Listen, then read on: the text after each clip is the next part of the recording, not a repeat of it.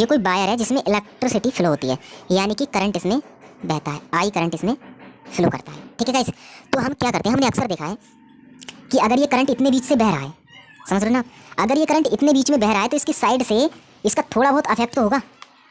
मतलब अगर ये करंट इस साइड को बह रहा है तो इसकी साइड से करंट होगा नहीं होगा गाइस?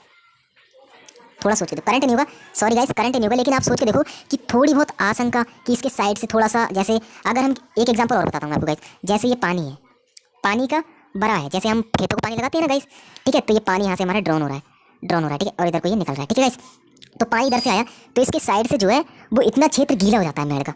देखा है गाइस आपने कि मेड़ का क्षेत्र इतना गीला हो जाता है गीला। तो देखो पानी तो बहा इस साइड से, लेकिन इसका इफेक्ट कितनी दूर तक हुआ, यहाँ तक। तो उसी प्रकार से यहाँ धारा बह रही है यहाँ पर, और इसका इफेक्ट कितना हो रहा है, दोनों साइडों पर। समझ रहे हैं मेरी बात को? विद्युत बल रेखाएं जो है वो यहाँ, धारा तो यहाँ बह रही है, लेकिन विद्युत बल रेखाएं उत्पन्न इसके कारण कहाँ हो रही है, दोनों साइडों पे। ठीक है गाइस, अब हम पता कैसे लगाएंगे, इसमें तो हम पता लगा लेंगे कि पानी बह रहा है, अगर हम इसके साइड से बराबर से पैदल पैदल चलेंगे तो यहाँ पर गीला नहीं हुई तो हमारे पाप समझाएंगे, तो हम पता लगा लेंगे कि यहाँ पर पानी लीकेज हुआ है और यहाँ पर क्या है, पानी का क्षेत्र है। कह देंगे ना, कह देंगे कि यहाँ पर पानी का क्षेत्र है जो पानी लीक हुआ है, कह देंगे गाइस। तो इसी प्रकार विद्युत क्षेत्र में होता है। विद्युत क्षेत्र में अब हम हाथ लगा के तो पता कर नहीं सकते, तो हम क्या करेंगे गाइस, एक आवेश को लेके जाते हैं हम इसमें। जब एक आवेश को हम इसमें ले जाकर रखते हैं, वो बहुत ही सूक्ष्म आवेश होता है इसकी तुलना में।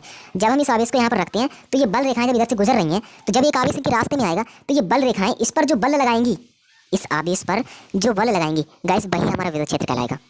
समझ रहे हो ना आप? जैसे यहाँ पर हमारा इसमें पानी बहने के कारण, इसमें पानी बहने के कारण हमारे पैर सने थे यहाँ पर, अगर हम। हेलो फ्रेंड्स, आज हम फिजिक्स का चैप्टर नंबर 1, ठीक है गाइस, जिस चैप्टर का नाम है विद्युत क्षेत्र एवं विद्युत आवेश। ठीक है, ओनली 1 आवर्स के अंदर अंदर ही हम इस चैप्टर को कंप्लीट कर लेंगे। ठीक है friends, with numerical and with very good explanation के साथ हम इस चैप्टर को कंप्लीट करेंगे। ठीक है फ्रेंड्स, तो आप इस चैप्टर को एंड तक बने रहिए। ठीक है, तो इस चैप्टर को शुरू करते हैं गाइस। तो सबसे पहला हमारा इसमें टॉपिक है फ्रेंड्स, इसमें हमारा सबसे पहला टॉपिक है कि मूल आवेश किसे कहते हैं। ठीक है गाइस, मूल आवेश क्या होता है, तो सबसे पहले इसकी हेडिंग है मूल आवेश इस चैप्टर की गाइस। ठीक है, तो गाइस मैं आपको बता दूं कि मूल आवेश क्या होता है। जैसे हम जानते हैं कि इलेक्ट्रॉन पर हमारा आवेश कितना होता है, इलेक्ट्रॉन पर हमारा आवेश होता है हमारा 1.6 गुणा 10 की पावर माइनस का 19 कूलाम। ठीक है गाइस, इलेक्ट्रॉन पर आवेश 1.6 गुणा 10 की घात माइनस का 19 होता है। ठीक है फ्रेंड्स, तो अगर मान लो कोई तार है ये फ्रेंड्स, ठीक है, आप वैसे क्लियर करना। ठीक है फ्रेंड्स, ये कोई तार है, ठीक है, तो मैं मूल आवेश की डेफिनेशन इस तार के थ्रू बताऊंगा। ठीक है गाइस, तो मूल आवेश क्या कहलाता है, जैसे मान लो इसमें इलेक्ट्रॉन है, इलेक्ट्रॉन तो हमें पता है कि हमने पढ़ रखा है कि कोई भी वस्तु है वो इलेक्ट्रॉनों और प्रोटॉनों और न्यूट्रॉनों से मिलकर बनी होती है। ठीक है गाइस, तो इसमें इलेक्ट्रॉन तो जायज़ ही निश्चित रूप से होंगे। ठीक है, जब इलेक्ट्रॉन इसमें निश्चित रूप से हैं तो मूल आवेश हमारा वो कहलाता है कि एक आवेश पर, मतलब एक इलेक्ट्रॉन पर आवेश जितना होता है वो हमारा मूल आवेश कहलाता है। ठीक है गाइस, अगर इसमें आवेश है, आवेश का क्वांटीकरण मैं इसी के माध्यम से समझाता हूँ आपको, आवेश का क्वांटीकरण। ठीक है, क्वांटीकरण, आवेश का क्वांटीकरण क्या कहलाता है गाइस, जैसे इसमें इलेक्ट्रॉन कितने, 1 2 3 4 5, लेट मान लो कि इसमें इलेक्ट्रॉन कितने हैं, 5, तो एक इलेक्ट्रॉन पर आवेश कितना है, 1.6 गुणा 10 की घात माइनस का 19।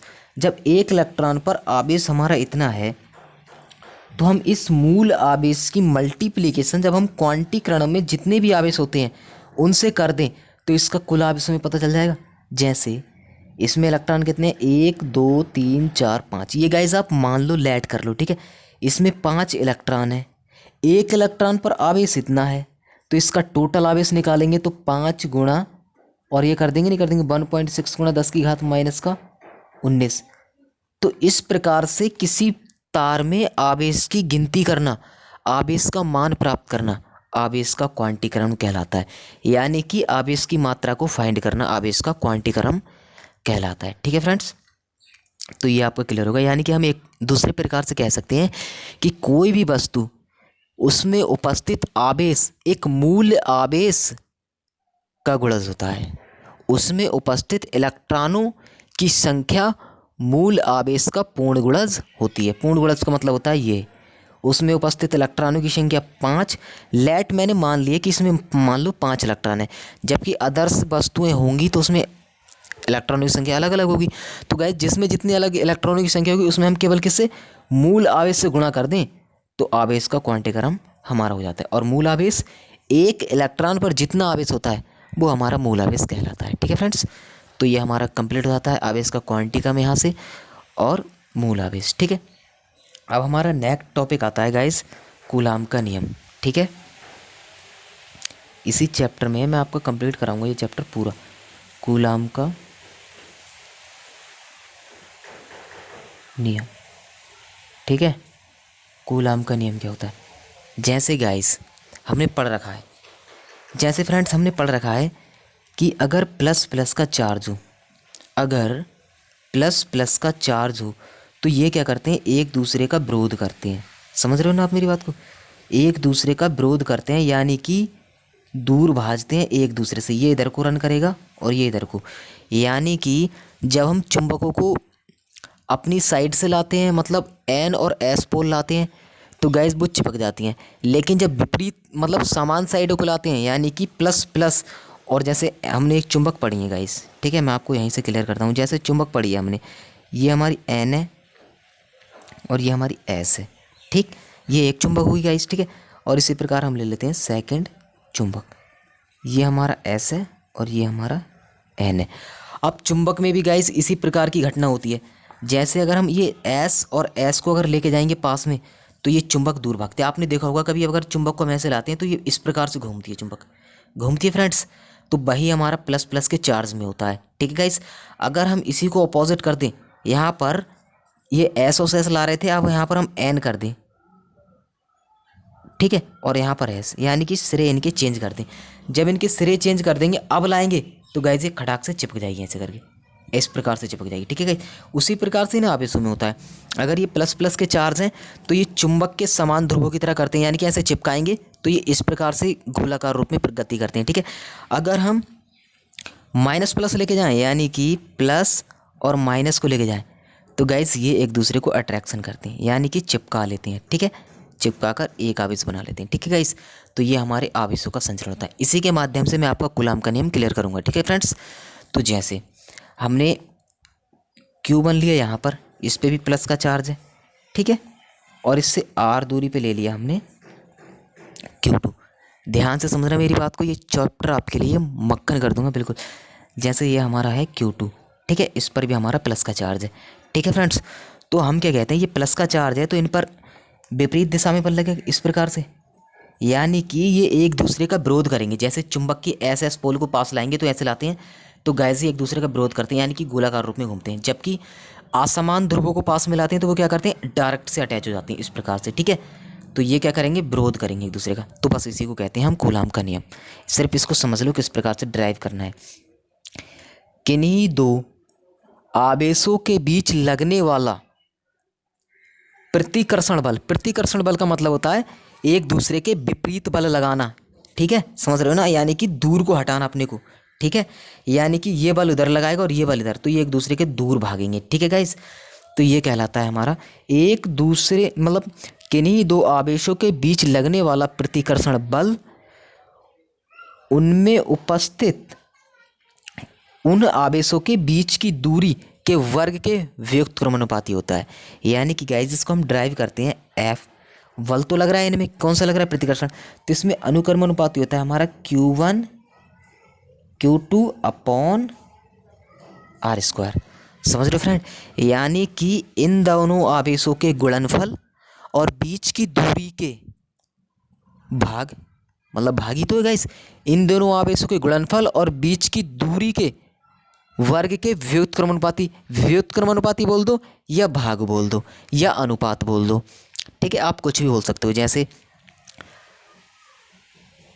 इन दोनों आवेशों के बीच लगने वाला बल, दोनों आवेशों के गुणनफल, गुणनफल का मतलब गुणा किया हमने गाइस, ठीक है, और बीच की दूरी, आ रही बीच की दूरी इनकी, तो बीच की दूरी के वर्ग के व्युत्क्रमानुपाती बोल दो या भाग के अनुक्रमानुपाती बोल दो।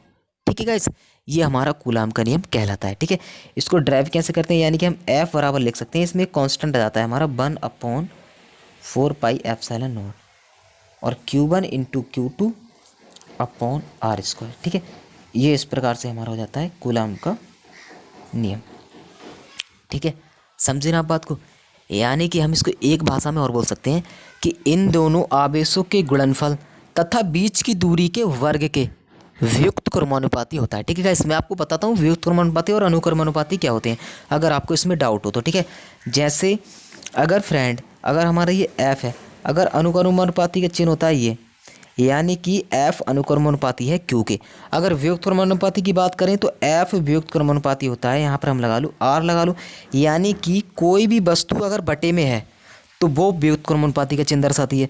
अगर उसके सामने ये, जैसे इसके सामने ये डायरेक्टली है और इसके नीचे है ये, तो इसको बोलते हैं व्युक्त क्रमानुपाती और इसको बोलते हैं अनुक्रमानुपाती। ठीक है गाइस, तो हम इसको एक बार और बताते हैं आपको कूलम्ब का नियम। किन्हीं दो समान आवेशों के बीच लगने वाला प्रतिकर्षण बल, आप प्रतिकर्षण भी बोल सकते हैं, अपनी तरफ से भी लगा सकते हैं कि लगने वाला एक समान बल एक दूसरे के विरोध करता है।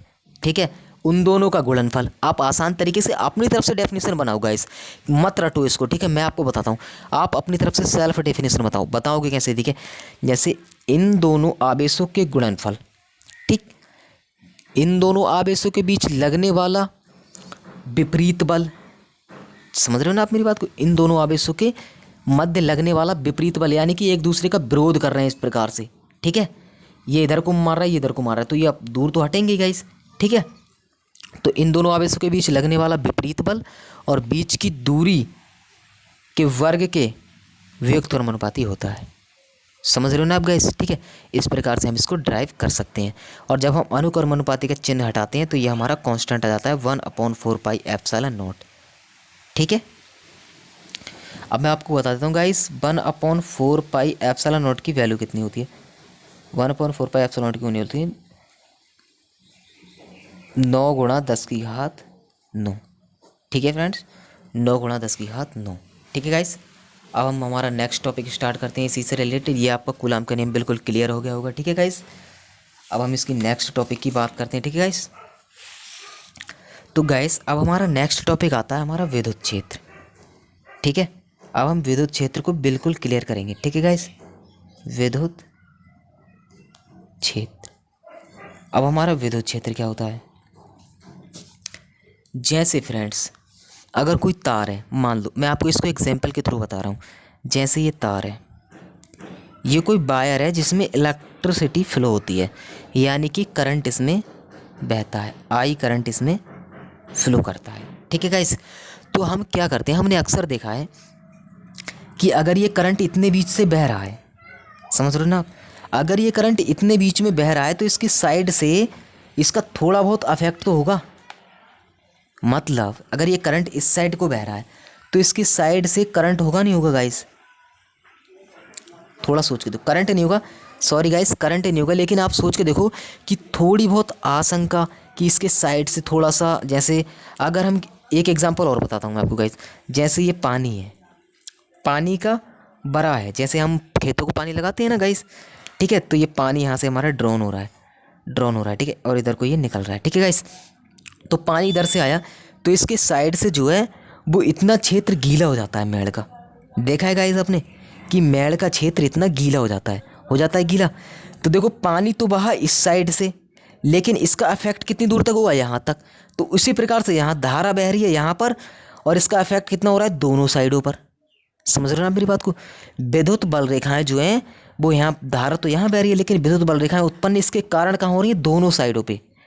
ठीक है गाइस, अब हम पता कैसे लगाएंगे, इसमें तो हम पता लगा लेंगे कि पानी बह रहा है, अगर हम इसके साइड से बराबर से पैदल पैदल चलेंगे तो यहाँ पर गीला नहीं होगी, तो हमारे पाँव सन जाएंगे, तो हम पता लगा लेंगे कि यहाँ पर पानी लीकेज हुआ है और यहाँ पर क्या है, पानी का क्षेत्र है। कह देंगे कि यहाँ पर पानी का क्षेत्र है जो पानी लीक हुआ है, कह देंगे गाइस। तो इसी प्रकार विद्युत क्षेत्र में होता है। विद्युत क्षेत्र में अब हम हाथ लगा के तो पता कर नहीं सकते, तो हम क्या करेंगे गाइस, एक आवेश को लेके जाते हैं हम इसमें। जब एक आवेश को हम इसमें ले जाके रखते हैं, वो बहुत ही सूक्ष्म आवेश होता है इसकी तुलना में। जब हम इस आवेश को यहाँ पर रखते हैं तो ये बल रेखाएं जब इधर से गुजर रही हैं, तो जब एक आवेश इनके रास्ते में आएगा तो ये बल रेखाएं इस पर जो बल लगाएंगी, इस आवेश पर जो बल लगाएंगी गाइस, वही हमारा विद्युत क्षेत्र कहलाएगा। समझ रहे हो ना आप।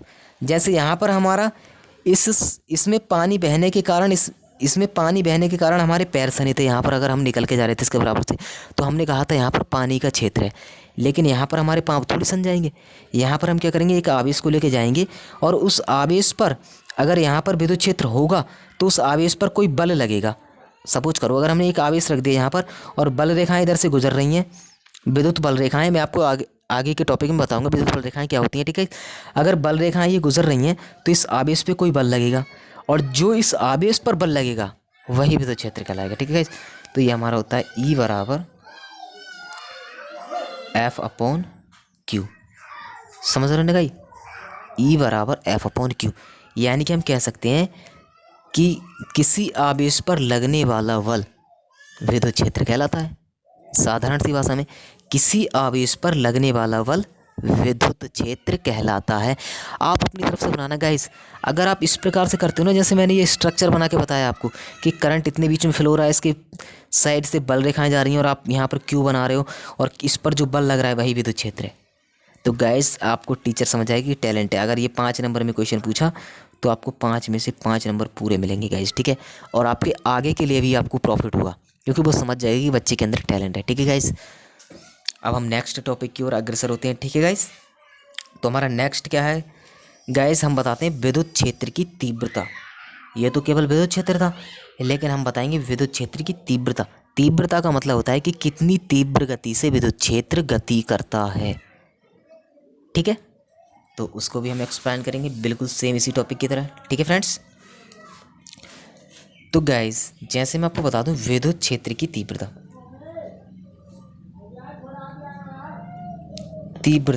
ठीक है, विद्युत क्षेत्र की